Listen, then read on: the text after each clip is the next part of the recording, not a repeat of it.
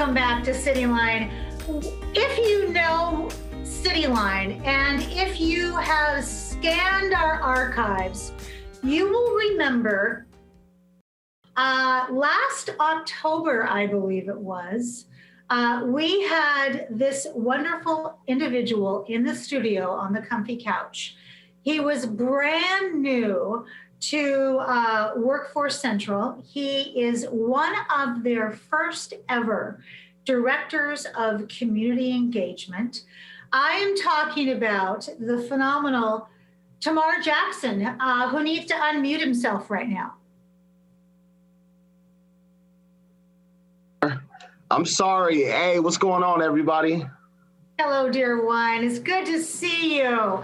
My goodness, it seems like it has been forever since we have had you on Cityline, and so much has gone on. So for people who do not know you, don't know what you have accomplished, are not perhaps savvy about social media, let's first off describe your position at WorkForce Central. Tamara, what do you do? Oh, man, I'm the director of community engagement, which you're right. It was the first position for WorkForce Central to have someone to do community engagement. And, I'm here to bridge the gap and service areas that we just really didn't have relationships with. We weren't in those parts of the community. And so when they brought me in, it was to bridge those gaps. It was to build community, to let them know that we're no longer Goliath anymore. We want to be David. We want to be a part of this community and share everything that the communities is going through. And we want to be a part of that and just make change all around, not just in Tacoma, but Pierce County as a whole. We had the new CEO, Katie Condon, on, I think about a month ago. And she certainly sang your praises as all of the team there is so wonderful. So let's talk about what have you accomplished since we last saw you? Oh, man. Honestly, I got better at what I do. I got a better understanding on, what my purpose was. When I first got on, when we first sat on the couch, I wasn't sure exactly of what I was supposed to do and how I was going to do it. And, I had a great mentor that said, just take your time and align with those that match your value. And as long as that's what you're doing on a daily basis, you're going to make changes. So keep making those changes and stay true to it. Stay true to who you are. And I've been doing that. I've been speaking a lot more publicly or covertly now, as we know it, speaking a lot more covertly. And, I also created and now lead the Pierce County Community Engagement Task Force. Okay, so you gave me a great lead-in. So what is the Pierce County Task Force Engagement Group? First off, what is it? What does it do? And who's in it? The task force is a group of friends with passion, to be honest with you. We all came together and realized that the direct service industry in Pierce County, we just weren't aligned with each other. We were all working in silos, but we do so many amazing things. And so I wanted to build a group that honestly just ran off of each other's passion with the main focus of being our community. The community comes first, and that's what we all really believe. And over the last year, we're 150 strong now, representing 90 organizations within Pierce County that all believe in the same thing. And that's taken a human-centered approach for this community. We focus on building trust and relationships in diverse communities. We're promoting and collaborating, which is the new inclusive. As we talk about inclusion, that's the new inclusive, which is best practice. We're empowering organizations that are trying to do this DEAI work right now and saying that you're not alone and we want to be here with you doing this work. So, everyone that's here, I know some of them, and I can highlight a few people. You have Kelly Blucher representing Goodwill, Tim Jumper representing Sound Outreach, Courtney Akoff representing Metro Park. You have the Elvin Bukus. You have so many people, the Lawrence Garretts, the Cindy Caldwells, the Rachel Peases. You have the Julie Baxters. From top to bottom, you have so many amazing, beautiful people, the Corbett Mosleys. We have powerhouses in there, but we all come together and we've just become one community and a family. So the task force is us. It's an Amanda Westbrook. It's Tamar Jackson, but we're one team with one focus, and that's to get the win, but to get the win for this community. So, I'd have to be remiss if I didn't put in the Shelley Willis in there because, she's going to get you if we don't mention her also. I would have to spend 15 minutes with you to talk about how amazing Shelley is. Just to say her name doesn't do her justice. She's amazing. She's a facilitator for that group. And, she's definitely a mentor to me as well. And just a powerhouse, So, yeah, Shelley Willis is a pillar in that group as well.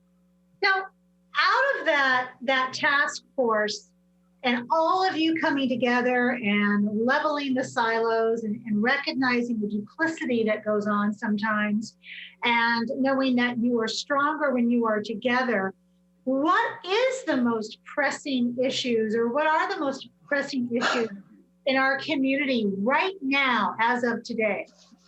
I really think right now, especially with COVID going on and everything, people are still trying to navigate a system that they just don't understand. They're still trying to figure out, where to get services and where to continue living. I think so many people are trying to figure out what's out there for them. And us as a task force is really focused on staying together and building that system that's navigating that person, but that whole person. So regardless of the sectors that you belong to, we all belong in one group. And so we make sure that we wrap ourselves around together to make sure that that person, whenever they come into any of these systems, that they're directly connected to who they need to get to make sure that they continue on this journey, but they're not doing it alone. We're there with them. We're going to support them.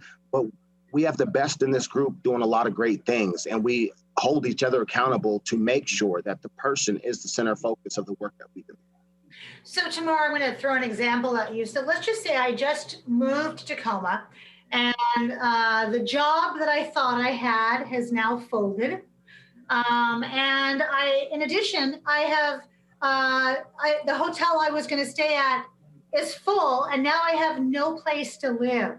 So how would you address that situation? How would the task force come together and surround that person and their needs?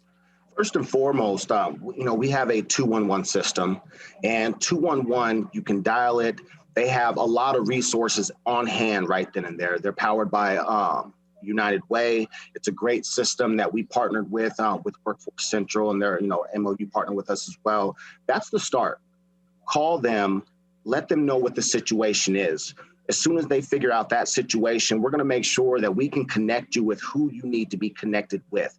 We don't want to just send you somewhere and give you an address and give you a phone number. We really want to make sure that you're talking to somebody. And if that person doesn't know where you need to go, we know who knows where you need to go. So we continue to make sure that we're running that race with you. If it starts with 211, and if that jumps you to WorkSource, which jumps you to Goodwill, which may put you out at Reach or Sound Outreach, we want to make sure that you're getting 100% of the experience and the professionalism to make sure that you're not afraid to continue pushing that journey. We just want to make sure that you're no longer questioning this system anymore, and we're going to sit right there with you. We're going to make sure that you're comfortable. We're going to make sure that you realize that your story does not make you. Your future is what makes you, and we want to be a part of changing that. Oh, beautifully said, because I know so many people who have had that opposite experience of where they have jumped through hoops, Tamar.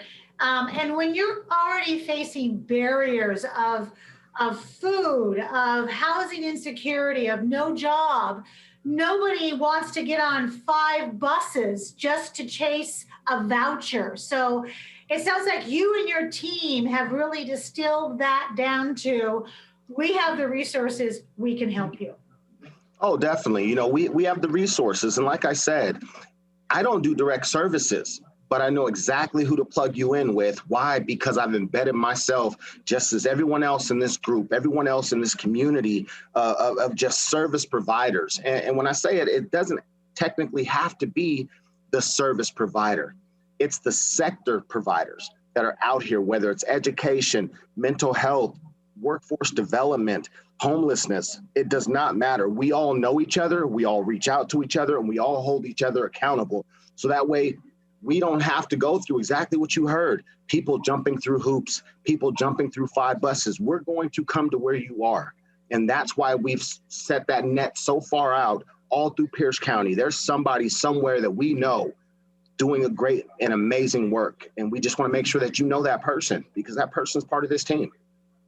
You know, when we think about flashing forward to 2021, I think we're all ready, at least I'll speak for me, to say goodbye to 2020 for so many reasons that I can't even get into. What do you hope to accomplish, you and your team, in that first 6 months? First 6 months, actually, a lot is going on behind the scenes. And, you know, you spoke of Shelly earlier, and she always says you plant the seeds prior so that way you can grab onto them in the following year. We've been planting a lot of seeds in this past year. We've served over 650 people. We've put out $300,000 worth of used goods back into the community. We've doubled our intake in everything that we do within this task force. So this next 6 months is going to be amazing. I really want to bring you in on something that's starting. It is the Lens of Equity mini-series and summit coming from the Pierce County Community Engagement Task Force, which is going to be focusing on the people, the policy, the practice, the promotion. It's going to break down what DEAI truly means to support this community, to get a better understanding that we have to make this change. I know that we've been through the Black Lives Matter movement, and, you know, in my opinion, it dulled out just a little bit. But the task force always believed that it had to stay at the forefront. And so we're bringing a mini series, and we're asking for leadership in the community. We're asking community members to all be there so we can realize that we all have wounds. We all want to take this journey. We all question how to properly take this journey, but we have a mini series starting in Black History Month, February. It's starting, and it's going to end on Juneteenth with a huge summit for everyone that has been a part of this journey with us to ask those questions that maybe before joining us, they were afraid to ask, but we're going to be there to answer any question that they have. And we hope that they come out and join. So that first 6 months is going to be a lot of work. It's going to be a lot of great messaging, a lot of great team effort, but we're doing this for the community. We want to do this for the community. Tamar, if I want to be a part of those conversations, how do I get information and how do I register? You can actually jump on to pccetf.org. That's the new website. It's absolutely beautiful. And, you know, it took team effort for that, but they have a joining tab and you can fill out your information. You'll be welcomed with a welcome letter. You'll be put with an engagement coordinator that's going to bring you into the fold, welcome you to the family. We always say when you see that bridge, you know that you're coming into Loop City. The only thing that we ask is for you to find that residency.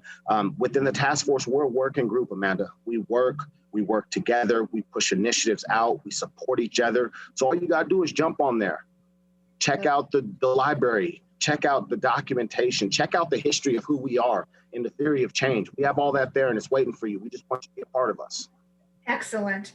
So my last question, as you talk about jumping in and being a part of that family, is what do you need from our community right now, Tamar? From this community, I need this community to not be afraid to be involved. Be empowered. We know that we have a lot of things that we have to do as service providers. We have a lot and we expect to be held accountable. But I want this community to be empowered, to be okay to be held accountable as well. We can't do it alone, but if we're all running the same race with the same expectations and holding each other together, I guarantee you 2021 will be the year of resiliency, and we're going to go ahead and we're going to do that together. I love that. Tamar, you have, your wings are huge. From that brand new director of community engagement that I had on the comfy couch, it seems like that you have been in this position for centuries, given what you have accomplished and what you have learned. So thank you so much. I know this is a ministry. It's written across your heart. I have the pleasure and privilege of being your Facebook friend, and I see that you're up at all hours, you're working, you're thinking, you're collaborating. So there is not enough money in the world to pay you to do that. And I know that that is just a passion of yours and it's what you should be doing. So thank you so much for what you do for our community, you and your team. I'm going to get you back on into my virtual kitchen here in about 90 days. But in the meantime, I want to say happy holidays to you and your precious family. Happy holidays to you, and we are beyond Facebook friends. You know how to call me. We are friends. We are family. So thank you. Happy holidays. And of course, I'm always here, and I always love coming on to the virtual comfy couch. You got it. Thank you so much, Tamar. Thank you. We have much more to come on Cityline, so don't go away. We'll be right back.